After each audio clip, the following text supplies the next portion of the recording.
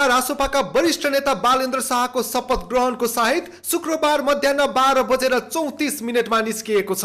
बालेन निकट स्रोतका अनुसार साइटमै शपथ लिने बेहोरा राष्ट्रपति कार्यालयलाई गराइएको छ।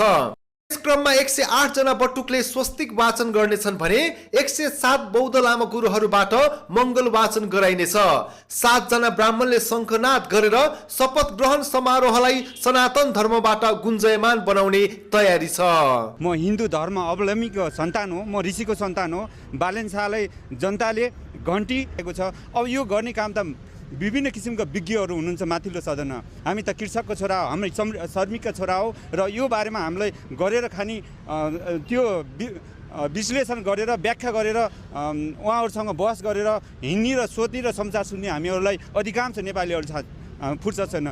कतिपय त के गर्नु पर्यो बालेन शाहले भनिदिनुहोस्। तपाईँ जस्तो मिडिया जो जति लाग्नु भएको छ, सच्चा विज्ञहरू बस्नु पर्यो माथिल्लो सदनमा र त्यस्ता धेरै पछिल्लो चुनिएर जानुभएको छ र सत्य हुनु पर्यो, सच्चा हुनु पर्यो र